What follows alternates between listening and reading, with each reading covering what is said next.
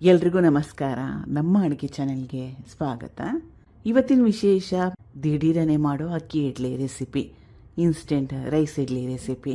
ಮಾಡೋದು ತುಂಬಾನೇ ಸುಲಭ, ಕಡಿಮೆ ಪದಾರ್ಥಗಳು. ಒಂದ್ಸಲ ಟ್ರೈ ಮಾಡಿ, ಖಂಡಿತವಾಗ್ಲೂ ಪದೇ ಪದೇ ಟ್ರೈ ಮಾಡ್ತೀರಾ, ಅಷ್ಟು ಚೆನ್ನಾಗಿದೆ ಇದು.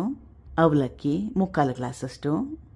ಪದಾರ್ಥಗಳನ್ನ ಅಳತೆ ಮಾಡಲಿಕ್ಕೆ ಒಂದೇ ಗ್ಲಾಸು ಅಥವಾ ಒಂದೇ ಕಪ್ನ ಉಪಯೋಗ ಮಾಡಿದ್ರೆ ಸರಿಯಾಗಿ ಬರುತ್ತೆ ರೆಸಿಪಿ. ಅವಲಕ್ಕಿನ 1ರಿಂದ 2 ಸಲ ಚೆನ್ನಾಗಿ ತೊಳಿಬೇಕು. ಅವಲಕ್ಕಿನ ತೊಳೆದ ಮೇಲೆ ತೊಳೆದಿರೋ ನೀರನ್ನ ಸಂಪೂರ್ಣವಾಗಿ ತೆಗೆದುಬಿಡಬೇಕು. 3/4 ಗ್ಲಾಸಷ್ಟು ಮೊಸರು, 3/4 ಗ್ಲಾಸಷ್ಟು ಅವಲಕ್ಕಿನ ಉಪಯೋಗ ಮಾಡಿದ್ದೆ. ಚೆನ್ನಾಗಿ ಕಲಿಸ್ಕೋಬೇಕು. ಇದನ್ನು ಸುಮಾರು ಒಂದು 10 ನಿಮಿಷ ರೆಸ್ಟ್ ಮಾಡೋಕ್ಕೆ ಬಿಡಬೇಕು. ಅವಲಕ್ಕಿ ಮೆತ್ತಗಾಗಲಿಕ್ಕೆ ಸ್ವಲ್ಪ ಸಮಯ ಬೇಕಾಗುತ್ತೆ. 10 ನಿಮಿಷ ಆದಮೇಲೆ ಅವಲಕ್ಕಿ ಮೆತ್ತಗಾಗಿದೆ. ಇದನ್ನು ಸೈಡಲ್ಲಿ ಇಟ್ಕೊಂಡಿದ್ದೀನಿ. ಇವಾಗ ನೆನೆಸಿಟ್ಕೊಂಡಿರೋ ಅವಲಕ್ಕಿನ ಸೈಡಲ್ಲಿ ಇಟ್ಕೊಂಡಿದ್ದೀನಿ. ಇದು ಮೊದಲೇ ಅಂದರೆ ಸುಮಾರು ಒಂದು ಅರ್ಧ ಗಂಟೆಗೆ ಮುಂಚೆ ನೆನೆಸಿಟ್ಕೊಂಡಿರೋ ಅಕ್ಕಿ. ದೋಸೆ ಅಕ್ಕಿ, ದಪ್ಪ ಅಕ್ಕಿ, ರೇಷನ್ ಅಕ್ಕಿ ಯಾವುದಾದ್ರೂ ಪರವಾಗಿಲ್ಲ. ಇದು ಕುಸುಬ್ಲಕ್ಕಿ ಅಲ್ಲ, ಬಾಯ್ಲ್ಡ್ ರೈಸ್ ಅಲ್ಲ, ಇದು ರಾ ರೈಸ್, ಹಸಿ ಅಕ್ಕಿ. ಇದು ಬಾಯ್ಲ್ಡ್ ರೈಸ್ನ ಅಥವಾ ಕುಸುಬ್ಲಕ್ಕಿನ ಉಪಯೋಗ ಮಾಡಿದ್ರೆ ಅದು ನೆನೆಯಲಿಕ್ಕೆ ಒಂದು 8ರಿಂದ 10 ಗಂಟೆಗಳ ಕಾಲ ಬೇಕಾಗುತ್ತೆ. ರಾ ರೈಸ್ ಉಪಯೋಗ ಮಾಡಿ, ಹಸಿ ಅಕ್ಕಿ ಉಪಯೋಗ ಮಾಡಿ. ರೇಷನ್ ಅಕ್ಕಿ ಆದ್ರೂ ಪರವಾಗಿಲ್ಲ, ಸ್ಟೀಮ್ ರೈಸ್ ಕೂಡ ಬೇಡ. ರುಬ್ಕೊಳ್ತಾ ಇದ್ದೀನಿ. ಅವಲಕ್ಕಿ ಮೊಸರಲ್ಲಿ ನೆನೆಸಿಟ್ಟಿದ್ನಲ್ಲ ಅದು. ಇದು ಅಕ್ಕಿನ ರುಬ್ಕೊಳ್ಳೋಕೆ ಮುಂಚೆ ಎಷ್ಟು ನೀರು ಹಾಕಿ ನೆನೆ ಹಾಕಿದ್ವಲ್ಲ, ಆ ನೀರನ್ನೆಲ್ಲ ಸಂಪೂರ್ಣವಾಗಿ ತೆಗೆದುಬಿಡಬೇಕು. ಏನಾದರೂ ಸ್ವಲ್ಪ ನೀರು ಕೂಡ ಜಾಸ್ತಿ ಹಾಕ್ಕೊಂಬಿಟ್ರೆ ಕನ್ಸಿಸ್ಟೆನ್ಸಿ ಕೆಟ್ಟೋಗುತ್ತೆ, ರೆಸಿಪಿ ಚೆನ್ನಾಗಿ ಬರಲ್ಲ. ಅವಲಕ್ಕಿ ಮೊಸರಲ್ಲಿ ನೆಂದಾಗ ಸಾಕಷ್ಟು ತೇವಾಂಶ ಹೀರಿರುತ್ತೆ, ಅಷ್ಟೇ ಸಾಕಾಗುತ್ತೆ. ಅಕ್ಕಿ ಕೂಡ ನೆಂದಿರುತ್ತೆ, ಅದು ಕೂಡ ನೀರನ್ನೆಲ್ಲ ಚೆನ್ನಾಗಿ ಹೀರಿರುತ್ತೆ, ಅಷ್ಟೇ ಸಾಕಾಗುತ್ತೆ. ರುಚಿಗೆ ತಕ್ಕಷ್ಟು ಉಪ್ಪು. ರುಬ್ಕೋಬೇಕು.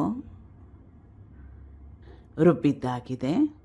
ಇಡ್ಲಿ ಹಿಟ್ಟದಲ್ಲಿ ರುಬ್ಕೊಂಡಿದ್ದೀನಿ ನೋಡಿ, ತೋರಿಸ್ತಾ ಇರೋದು ಪರ್ಫೆಕ್ಟಾಗಿರೋ ಕನ್ಸಿಸ್ಟೆನ್ಸಿ. ಇದು ಈನೋ ಪೌಡರು, ಸಣ್ಣ ಚಮಚದಲ್ಲಿ 1 ಚಮಚದಷ್ಟು. ಒಂದು ಸ್ಯಾಶೆ ಬರುತ್ತಲ್ಲ, ಅದನ್ನು ಫುಲ್ ಹಾಕ್ಕೋಬೇಕಾಗತ್ತೆ. ಈನೋ ಪೌಡರ್ ಮನೇಲಿಲ್ಲ ಅಂದರೆ ಅಡುಗೆ ಸೋಡಾನ ಉಪಯೋಗ ಮಾಡಿ. ಇನ್ಸ್ಟೆಂಟ್ ರೆಸಿಪಿ ಇರೋದ್ರಿಂದ ಹಾಕೊಳ್ಳೋ ಅವಶ್ಯಕತೆ ಇರುತ್ತೆ. ಹಾಕ್ಕೊಳ್ಳಿಲ್ಲ ಅಂದರೆ ಇಡ್ಲಿ ಚೆನ್ನಾಗಿ ಬರಲ್ಲ, ಮೃದುವಾಗಿ ಬರೋದೇ ಇಲ್ಲ. ಅದರ ಮೇಲೆ ಈನೋ ಪೌಡರ್ ಮೇಲೆ ಸ್ವಲ್ಪ ನೀರನ್ನ ಹಾಕ್ಕೊಂಡು ಚೆನ್ನಾಗಿ ಕಲಿಸ್ಕೋಬೇಕು. ಹಿಟ್ಟು ರೆಡಿಯಾಗಿದೆ. ಇದು ಫೈನಲ್ ಕನ್ಸಿಸ್ಟೆನ್ಸಿ. ಇಡ್ಲಿ ಪ್ಲೇಟ್ಗಳಿಗೆ ಎಣ್ಣೆನ ಸವರಿಟ್ಟಿದ್ದೆ. ಸ್ಟೀಮ್ ಮಾಡ್ಕೋಬೇಕು 10 ನಿಮಿಷ ಹೈ ಫ್ಲೇಮ್ನಲ್ಲಿ. ಈಗ ಮೃದುವಾಗಿರೋ ಇಡ್ಲಿ ರೆಡಿಯಾಗಿದೆ.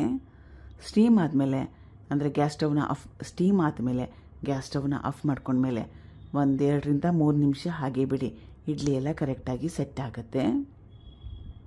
ಮೊದಲನೇ ಸ್ಟೆಪ್ಪಲ್ಲಿ ಬಾಣಲೆ ಇಟ್ಕೊಂಡಿದ್ದೀನಿ. ಸ್ವಲ್ಪ ಎಣ್ಣೆ, 1ರಿಂದ 2 ಚಮಚದಷ್ಟು. ಬೆಳ್ಳುಳ್ಳಿ ಹೆಸರು 3, ದೊಡ್ಡ ಹೆಸರು ಇತ್ತು, ಅದಕ್ಕೋಸ್ಕರ 3 ಉಪಯೋಗ ಮಾಡ್ತಾಯಿದ್ದೀನಿ. ಚಿಕ್ಕವಿದ್ರೆ ಒಂದು 5-6 ಹಾಕ್ಕೊಳ್ಳಿ. ಬೆಳ್ಳುಳ್ಳಿ ತಿಂದಿದ್ದವರು ಬೆಳ್ಳುಳ್ಳಿನ ಸ್ಕಿಪ್ ಮಾಡ್ಕೋಬೋದು, ಹಾಕ್ಕೊಳ್ಳಿಲ್ಲ ಆದರೂ ಪರವಾಗಿಲ್ಲ. ಒಣಮೆಣಸಿನ್ಕಾಯಿ 4, ಗುಂಟೂರು ಒಣಮೆಣಸಿನ್ಕಾಯಿ ಖಾರ ಜಾಸ್ತಿ ಇರುತ್ತೆ, 3ರಿಂದ 4 ಹಾಕ್ಕೊಂಡ್ರೆ ಸಾಕಾಗತ್ತೆ. ಸಣ್ಣ ಲಿಂಬೆಹಣ್ಣು ಗಾತ್ರದಷ್ಟು ಹುಣಸೆ ಹಣ್ಣು. ಈ 3 ಪದಾರ್ಥಗಳನ್ನ ಸುಮಾರು ಒಂದು 2 ನಿಮಿಷ ಗ್ಯಾಸ್ ಸ್ಟವ್ನ ಲೋ ಫ್ಲೇಮ್ನಲ್ಲಿ ಇಟ್ಕೊಂಡು ಚೆನ್ನಾಗಿ ಬಿಸಿ ಮಾಡ್ಕೋಬೇಕು. ಒಣಮೆಣಸಿನ್ಕಾಯಿ ಕ್ರಿಸ್ಪಿ ಆಗಬೇಕು, ಗರಿಗರಿ ಅಂತ ಆಗಬೇಕು. ಈ 3 ಪದಾರ್ಥಗಳನ್ನ ಚೆನ್ನಾಗಿ ಬಿಸಿ ಮಾಡ್ಕೊಂಡಿದ್ದಾಗಿದೆ. ಹುರಿಗಡಲೆ ಸಣ್ಣ ಬಟ್ಲಲ್ಲಿ 1 ಬಟ್ಲಷ್ಟು. ಮೊದಲೇ ಹುರಿದಿಟ್ಕೊಂಡಿರೋ ಕಡಲೆ ಬೀಜ, ಇದು ಅರ್ಧ ಬಟ್ಲಷ್ಟು. ಹುರಿಗಡಲೆ ಕ್ವಾಂಟಿಟಿ ಜಾಸ್ತಿ, ಕಡಲೆ ಬೀಜದ ಕ್ವಾಂಟಿಟಿ ಸ್ವಲ್ಪ ಕಡಿಮೆ. ಹುರಿಗಡಲೆ ಮತ್ತು ಕಡಲೆ ಬೀಜನ ಈ ರೀತಿಯಾಗಿ ಎಣ್ಣೆಲಿ ಹಾಕ್ಕೊಂಡು ಸ್ವಲ್ಪ ಚೆನ್ನಾಗಿ ಬಿಸಿ ಮಾಡ್ಕೊಳ್ಳೋದ್ರಿಂದ ಚಟ್ನಿ ಟೇಸ್ಟಿಯಾಗಿ ಬರುತ್ತೆ. ಆಮೇಲೆ ಒಂದೊಂದು ಸಲ ಮಳೆಗಾಲದಲ್ಲಿ ಹುರಿಗಡಲೆ ಮೆತ್ತಗಾಗೋಗಿರುತ್ತೆ, ಫ್ಲೇವರ್ ಕಡಿಮೆ ಆಗೋಗಿರುತ್ತೆ. ಆ ಸಮಯದಲ್ಲಿ ಕೂಡ ಈ ರೀತಿಯಾಗಿ ಎಣ್ಣೆಯಲ್ಲಿ ಬಿಸಿ ಮಾಡಿ ಉಪಯೋಗ ಮಾಡಿದ್ರೆ ಚೆನ್ನಾಗಿರುತ್ತೆ. ಹುರಿಗಡಲೆ ಕಡಲೆ ಬೀಜ ಹಾಕ್ಕೊಂಡ್ಮೇಲೆ ಮತ್ತೊಮ್ಮೆ ಸುಮಾರು 1-2 ನಿಮಿಷ ಬಿಸಿ ಮಾಡ್ಕೋಬೇಕು ಗ್ಯಾಸ್ ಸ್ಟವ್ನ ಲೋ ಫ್ಲೇಮ್ನಲ್ಲಿ ಇಟ್ಕೊಂಡು. ಎಲ್ಲ ಪದಾರ್ಥಗಳನ್ನ ಚೆನ್ನಾಗಿ ಬಿಸಿ ಮಾಡ್ಕೊಂಡಿದ್ದಾಗಿದೆ. ಚಟ್ನಿ ರುಬ್ಲಿಕ್ಕೆ ತುಂಬಾ ಬಿಸಿ ಇದೆ, ಸ್ವಲ್ಪ ತಣ್ಣಗಾದ್ಮೇಲೆ ರುಬ್ಕೋಬೇಕು. ಹುರ್ಕೊಂಡಿರೋ ಪದಾರ್ಥಗಳೆಲ್ಲ ತಣ್ಣಗಾಗಿದೆ. ಮಿಕ್ಸಿ ಜಾರ್ಗೆ ಸೇರಿಸ್ಕೊಳ್ತಾ ಇದ್ದೀನಿ. ರುಚಿಗೆ ತಕ್ಕಷ್ಟು ಉಪ್ಪು, ಸ್ವಲ್ಪ ನೀರು. ಈ ಚಟ್ನಿ ಸ್ವಲ್ಪ ತೆಳುವಾಗಿ ರುಬ್ಕೊಂಡ್ರೆ ಚೆನ್ನಾಗಿರುತ್ತೆ. ಬಿಸಿ ಇಡ್ಲಿ ಜೊತೆಗಾಗಲಿ ದೋಸೆ ಜೊತೆಗಾಗಲಿ ಚಟ್ನಿ ತೆಳುವಾಗಿರೋ ಚಟ್ನಿ ಇದ್ದರೆ ಚೆನ್ನಾಗಿರುತ್ತೆ. ಆದರೆ ನಿಮಗೆ ಗಟ್ಟಿ ಚಟ್ನಿ ಬೇಕನ್ನಂಗಿದ್ರೆ ನೀರಿನ ಕ್ವಾಂಟಿಟಿ ಕಡಿಮೆ ಹಾಕ್ಕೊಳ್ಳಿ. ರುಬ್ಬಿದ್ದಾಗಿದೆ.